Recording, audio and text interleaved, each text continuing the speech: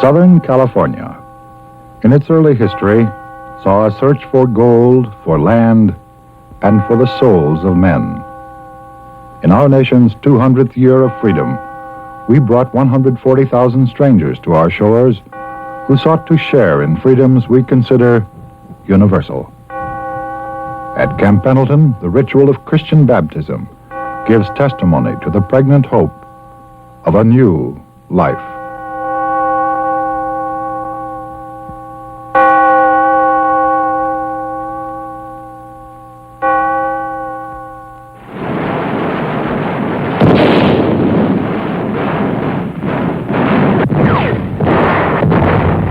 We are seeing a great human tragedy as untold numbers of Vietnamese flee the North Vietnamese onslaught.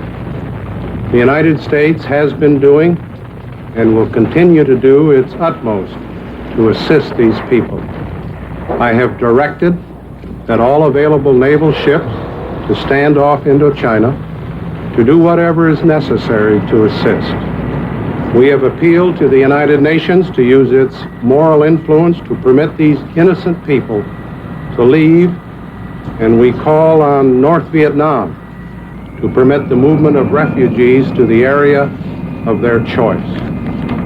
I have directed that money from a $2 million special foreign aid children's fund be made available to fly 2,000 South Vietnamese orphans to the United States as soon as possible.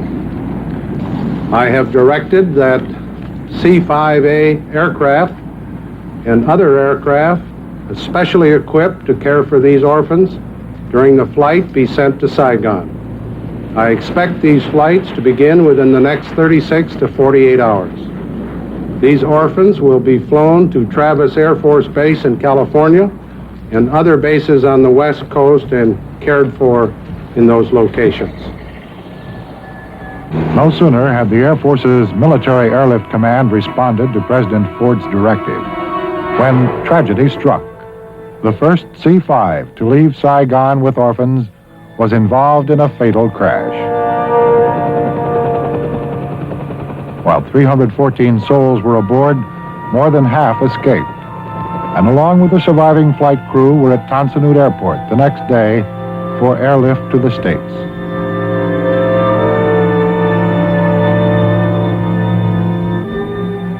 As the President said, this tragic event will not deter our resolve to aid the babies in this critical hour.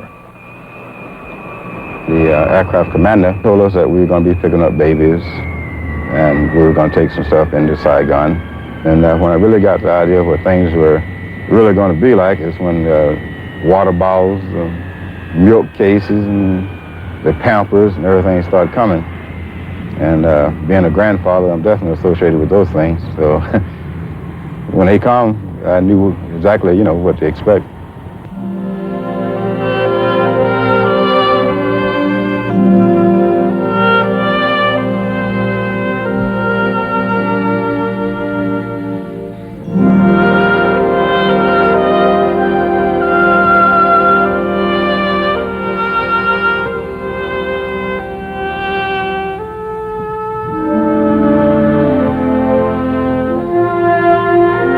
Being a traveling man, I'm often away from home quite a bit.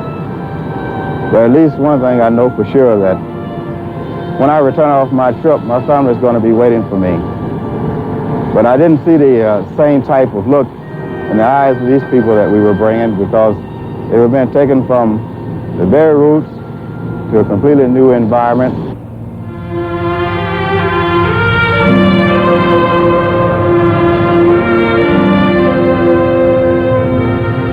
We had information to get the passengers and baby on board and depart as soon as possible. After we got airborne, the people seemed to settle down somewhat. They realized they were off the ground and actually in the air and heading for a new destination.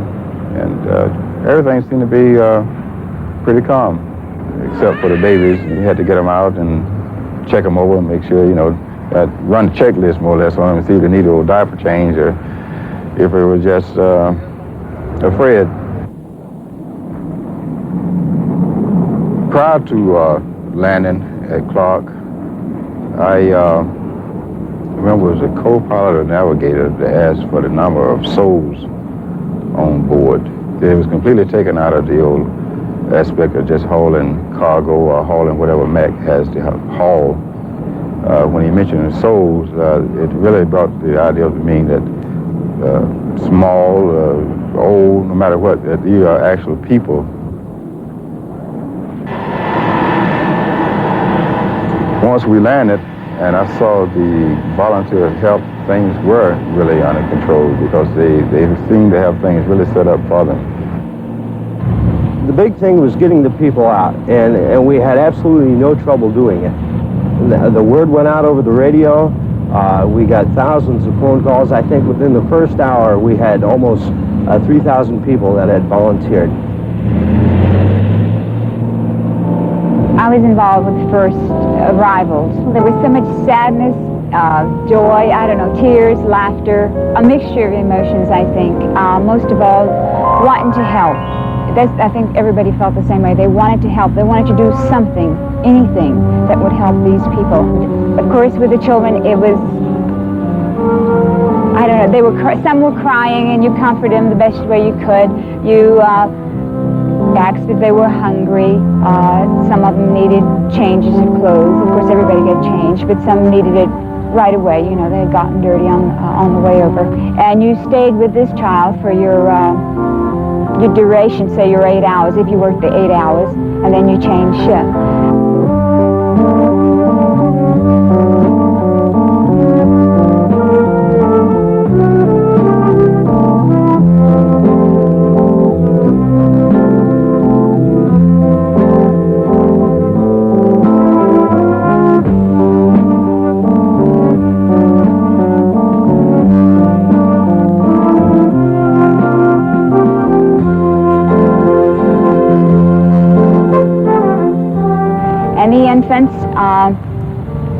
You took an infant, you went to a mattress and you set it down and you changed it and you waited for medical help. The doctors came around and checked each child individually. And if your child had something wrong with it or needed medical attention, you took it back to the emergency room. We're seeing mostly a lot of gastroenteritis, diarrhea, a little dehydration in the kids, but nothing very severe. Now, she was seen a couple of days ago, and she's on some medicine already, some Actifed, and I think mostly what we're going to have to do here is you're going to have to feed her just clear liquids, like sugar water, soda pop, and we don't want her to have any solid foods. Her lungs are clear, she has no pneumonia, she just has a virus, and she'll get better very shortly. I'm going to give you a little bit of medicine to help stop the diarrhea, okay? Just wait here a second. After the first flight in response to the President's directive, the people at Clark reacted just as they had done almost 2 years before, when our prisoners of war were airlifted home. The same concern, involvement, personal sacrifice was in evidence. At every station in the airlift chain, wives, off-duty military and civilian workers, high school youngsters and their teachers, all exhibited a similar disposition to help.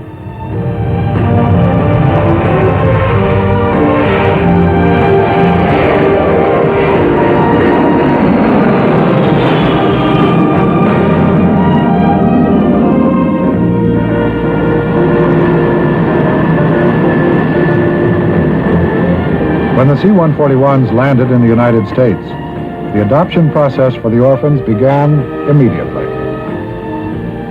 These 2,000 Vietnamese orphans are all in the process of being adopted by American families. This is the least we can do, and we will do much, much more.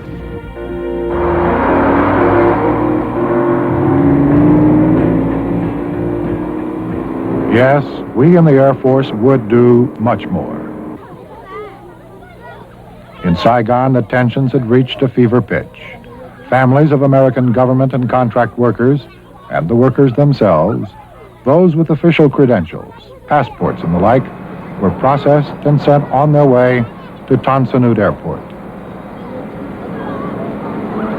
This was to be the second wave in the increasing tempo of evacuation in the face of a rapidly deteriorating situation. I fly for the 63rd Military Airlift Wing, Norton Air Force Base. During Operation New Life, I made 3 shuttles into Saigon. I know crew members who have flown as many as 7. And when we came into Saigon, they held us up, like I say, to about 15,000 feet, got us right over the field, and then said, cleared for approach, and you had to spiral all the way down. And you're hoping everybody's spiraling in the same direction. Once you were clear for the approach, you were strictly on your own. It was, you just had to really keep your eyes out of the cockpit and watch out for other airplanes, because I'd say every 15 seconds there was an airplane touching down on the ground. It was just incredible. I've been in the Air Force for 18 and a half years. Over 14 of that as a loadmaster. Hauled just about everything we could haul on these airplanes. General cargo, nuclear cargo, rolling stock, paratroopers, you name it. Operation New Life was something different. I talked to one of the American civilians who was aboard the aircraft, and he said that a lot of them were dependents, and they wanted to move them out of there so that their husbands right there at the end wouldn't feel their families were threatened or anything like that.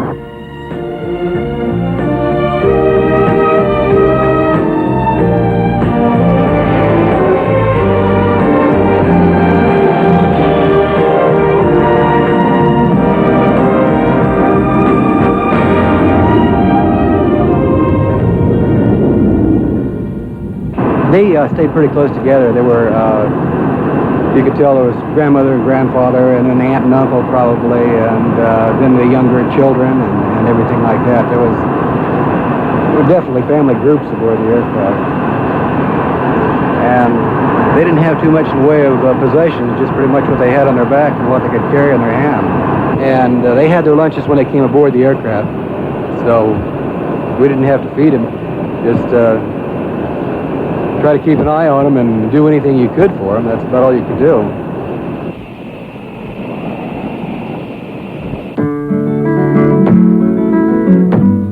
Because the people at Clark could anticipate what was to come, preparations were soon in high gear.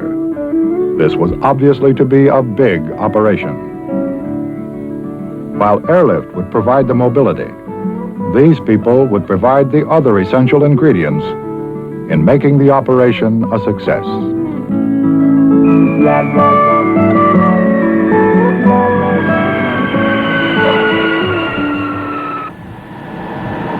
Every time we landed at Clark, they had a special parking area that you'd go in there because the ramps was just saturated with 141s and the C5s, and we'd pull up in front of this hangar, and I don't know if it was officers' wives, enlisted wives, or just volunteers, but there was always a large group of ladies there, you know, that would come out to the airplane and meet the people, and it was really kind of surprising that all the help, you know, that all these people, the ladies and things, that donated all their time, was really nice. It speaks highly of Air Force personnel and their dependents, I think. Well, it shouldn't. It became apparent to us that Clark itself couldn't be the narrow end of the funnel for the entire operation, and the logical conclusion to that is, yes, Subic Bay is going to have to come into play.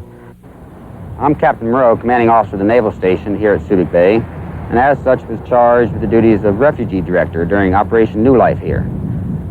We principally had responsibility for caring for the refugees on Grandy Island at the refugee camp and moving them to and from, and then over to the airhead at Cuby Point Naval Air Station, where they rejoined the airlift. Our initial effort there during that period was to accommodate, we hoped, up to about 5,000 refugees on Grandy Island. During that period, we built 3 tents which would hold about 1,000 people each and covered them with large rubber membranes. And they turned out to be very suitable.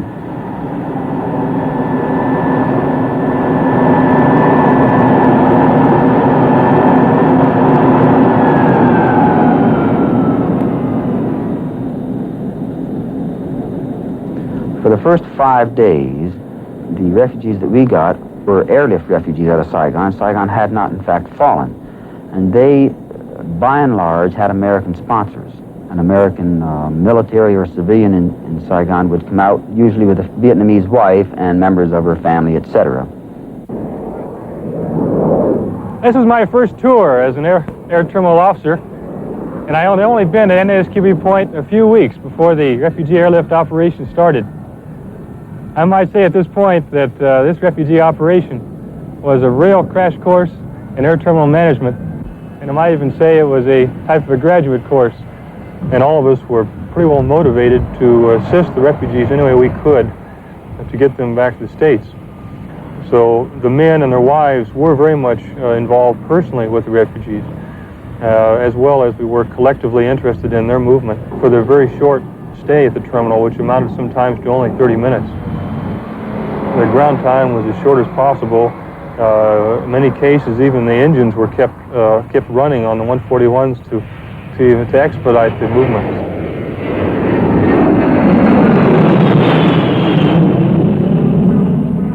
We went round the clock. We took those refugees 24 hours a day.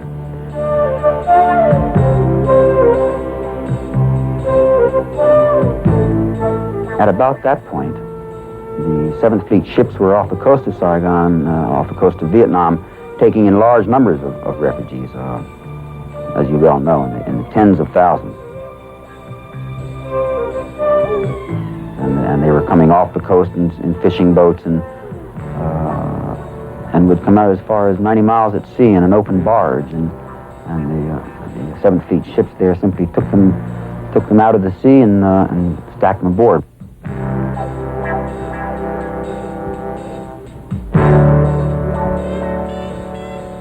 And we had the MSTS vessels that were consolidating the refugees.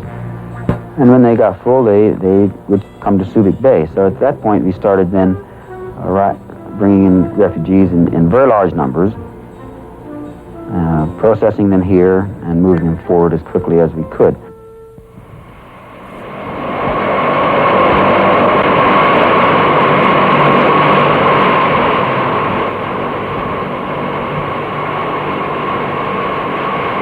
The night that we really got involved in the operation was the night President Tu resigned.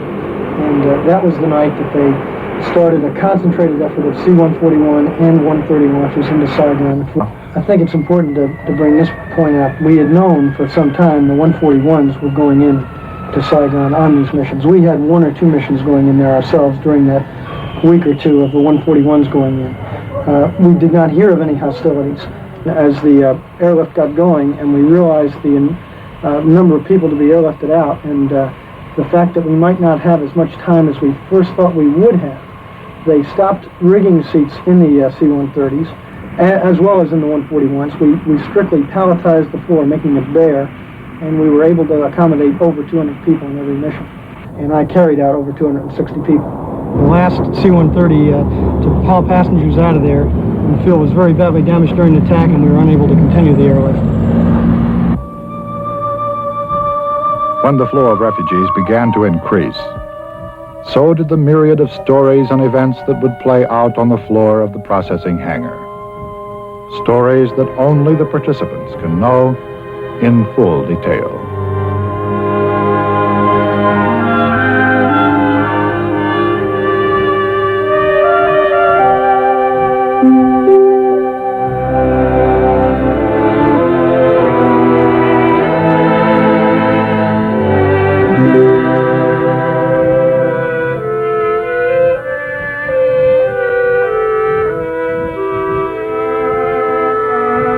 The joy of loved ones thought lost and suddenly found is perhaps the most moving of experiences.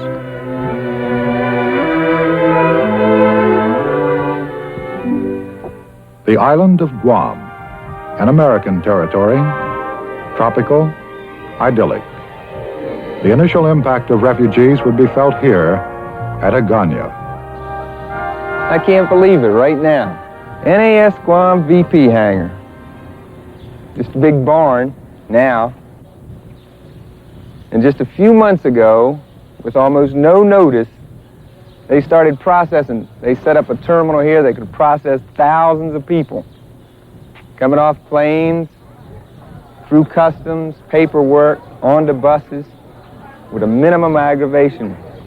And everybody seemed to respect themselves and enjoy doing the work. I would say under the conditions, people coming dirty, grimy off the planes that had traveled hours, been packed in. And yet, I have not seen as what I would consider as good a service on a one-to-one level in any major airport I've traveled through in the military. It looked like utter confusion, but if you walked around, you saw just a lot of individuals from the Navy, from the military, that just sort of found their job. They were ready to work, they had a positive attitude, and just somehow it got done.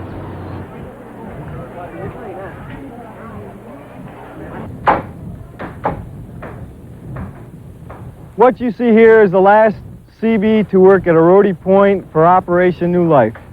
I'm standing on the intersection of an old runway which was built by the Japanese or the Americans in World War II, I don't know which. All around were tents to house thousands of Vietnamese refugees. And then we started seeing all the CBs working day and night, clearing the land, putting up tents, and we could see it was going to be possible.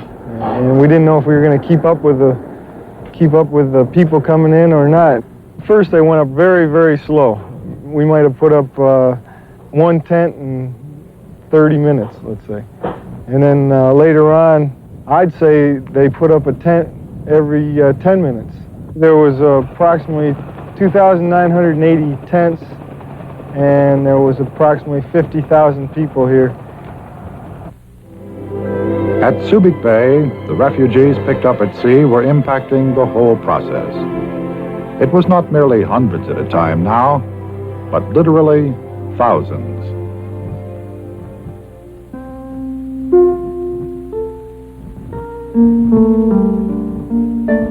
Usually, the big merchants would come in with about 6,000 people. Our provost marshal would go out and kind of sort out who wanted to come and who wanted to stay. But the effort was for us to take the ship down to about 3,000, which would make it more comfortable, and the ship then would take the remaining 3,000 and continue on to Guam. During the heaviest period, we were also manifesting and moving out on aircraft 6,000 people a day. If we brought in about 10, we'd then put about 4 into the camp. And so we kind of used it, during that period, we'd use the camp as kind of a surge tank. And if they were coming on, if we were taking them onto the island faster than we could put them on the aircraft, they went into the camp. And there was no differentiation who they were or what they were. It was just aircraft availability, and the line went into the camp or it went into the manifesting line, just depending on the availability of aircraft at that moment. That was one plane every 30 minutes, steady around the clock, except that between 4:30 and 6 they had a break in the flight schedule. Otherwise, we either loaded a C-130 or a 141 every 30 minutes, 24 hours a day, and that comes out to 6,000 people a day.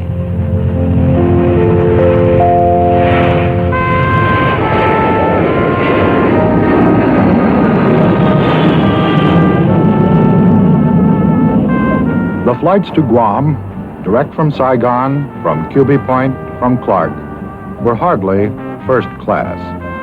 If you haven't flown at about 30,000 feet, where sub-zero temperatures outside make the metal airplane floor almost ice cold, you can't appreciate the ordeal of the 4 to 5 hour flight to Andersen Air Force Base, the busiest of New Life bases.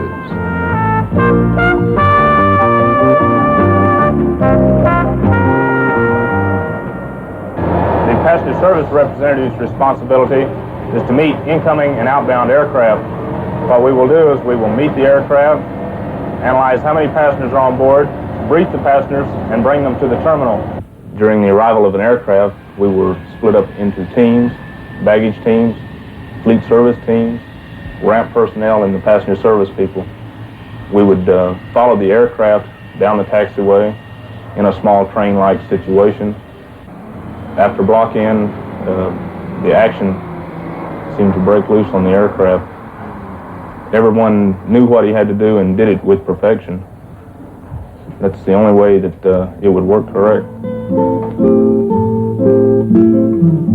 There were many TDY personnel from the support squadrons at Clark, Kadena, Yokota, Hawaii. Coordination between the people was very good because passenger processing is a standardized career field, and anyone working the career field should be able to adapt very quickly.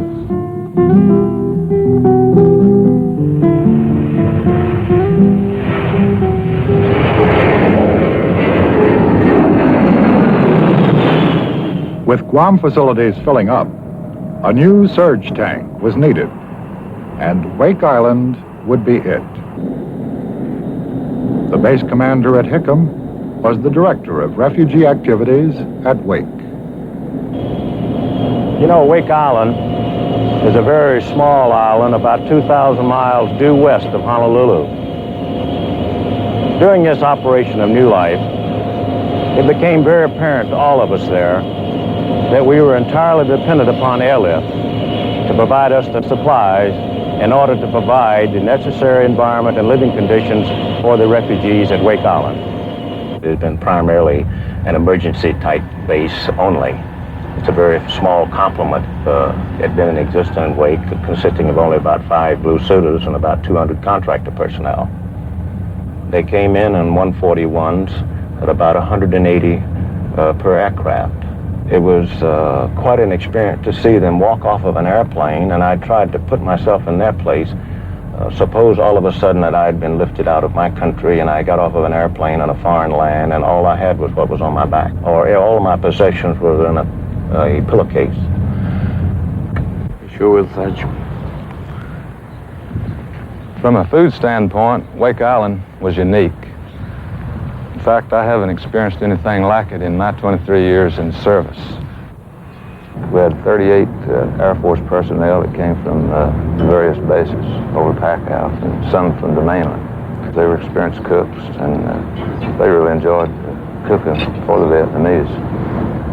At first, we experienced some difficulty with long lines, especially when the Vietnamese would decide that one dining hall was preparing better food than the other. To correct this problem, we tried color-coded meal cards, and this resolved that problem. Plus, we improved the food in the other dining halls so they'd all be standardized. They told me that we had all the food items that they like and that they eat in Vietnam, but the way we prepared it wasn't exactly to their liking. About a half a day after their being there, it was really noticeable of how the smiles began to break out. It was just the transformation from the day before to the next day was really unbelievable. And that I noticed on many occasions of going around the base and the dining halls, down into in the beach area, that you would see young couples strolling along the beach hand in hand and beginning to really become themselves again.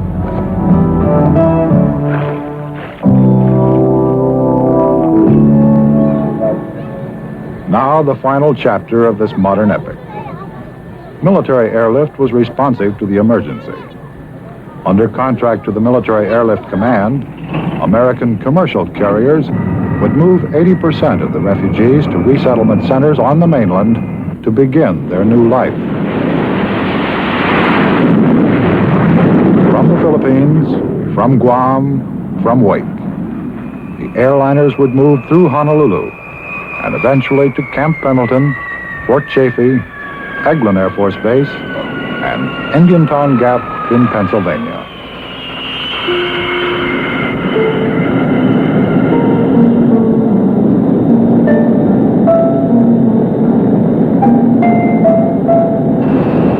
I've been flying out of Honolulu for almost 3 years. And when Pan Am Scheduling called me one morning to work a refugee flight, I really didn't know what to expect. It depends on where you're coming from, too, you know, where your head's at. You know, I think if you're into people and you love people, I just felt that they have just as much right to be in the United States and breathe air as I do. And that was my impression. And and they were just smiling, the happiest. I mean, they just perked up just completely when we landed. And they're just so excited to finally be at their destination and be starting a new life.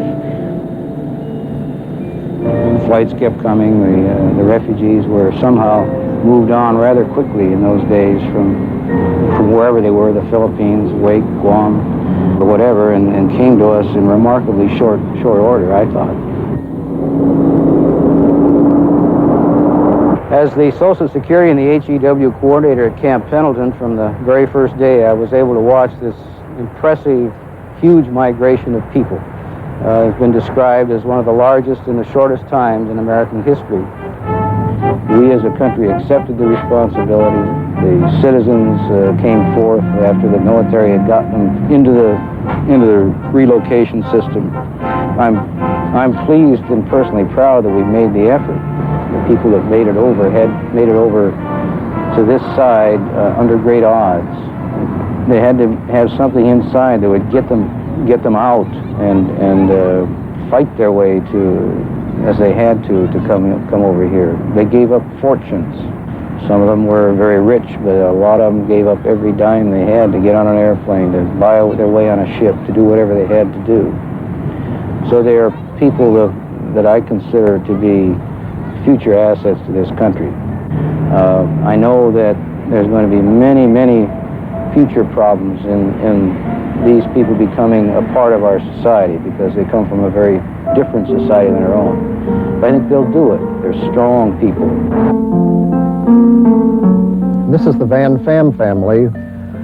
Tang is the father, and Noong is the mother, and here are our three children.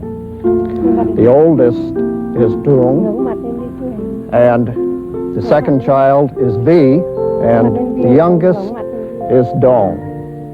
These children are adjusting very rapidly because two of them are in school, and they are having an opportunity to play daily with American children, and they're really becoming adjusted to our situation and our culture very rapidly.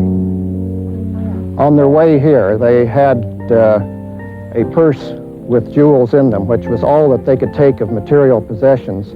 But in transferring from their boat, why, that was lost overboard. So they really have nothing. The grandmother did bring with her one of her prized possessions, which is a black velvet dress.